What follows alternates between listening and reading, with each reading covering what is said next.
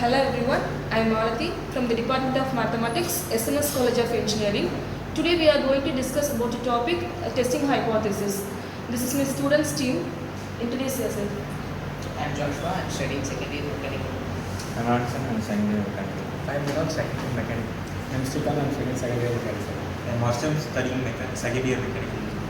I'm Sashmita from second year. I'm Mehavashni from second year. I'm Deepika of second year. I'm Shivani from second year.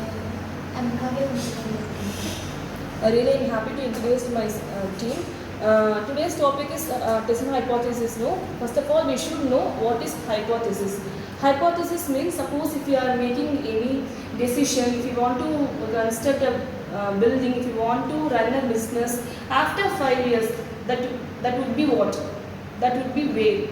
So we can make an assumption of our profit. We can make an assumption of our loss. So based on that assumption, we may have some alternative suggestions also based on the assumption. Suppose if I am making a positive assumption, my business would be after 5 years, it will reach around 10 lakhs profit, 20 lakhs profit, means that the alternative hypothesis, it may not reach that profit also. So we always will have one positive assumption and a negative assumption.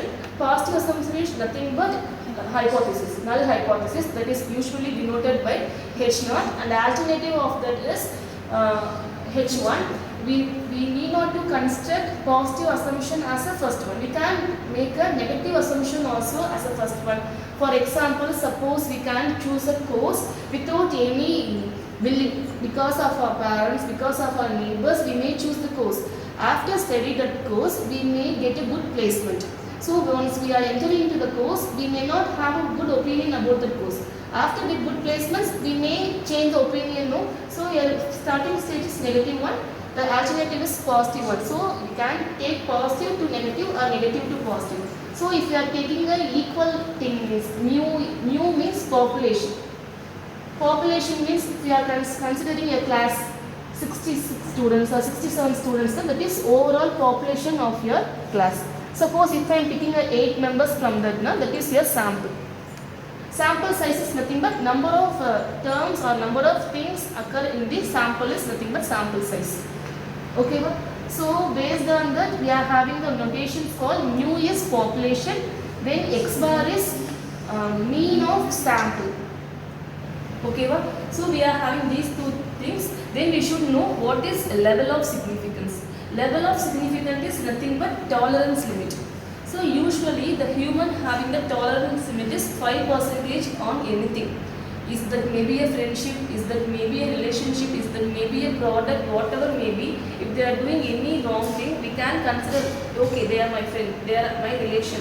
Okay, this is a working atmosphere. We can tolerate with them up to 5%. So that's why we are making a LOS as a 5%. Then more than that we are having 1%, 10% also. Then we should know what is one tail and two tail. Suppose if we want to know what is one tail and two tail means, first of all we have to read the content carefully. If we are having the word significant, relevant, regarding, equalize means that is two tail. Suppose population mean is greater than sample mean. Population mean is lesser than sample mean. If you are having greater or lesser things, that is called one tail. So these are the things we should know of basics of testing hypothesis. So in addition to this, we should know what is Z test, what is T test, F test and chi-square test. How we can identify this is Z test, this is T test, this is F and chi-square. Anyone have any guess? How we can identify this is large sample, this is small sample like this? Very good. Suppose the sample size is 30 and above means that is large sample. That is comes under Z test. Suppose the sample size is 29 and below means that is small sample. So under this we are having three criteria. One is T test, another one is F test, another one is chi-square test. How you will identify this is a T test?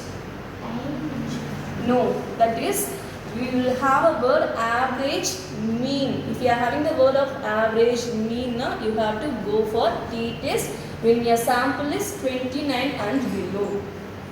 If you are having the word variance, you have to go for Which one? F test. If you are having observed frequency and expected frequency means you have to go for chi-square test. So these are the basic things for testing hypothesis.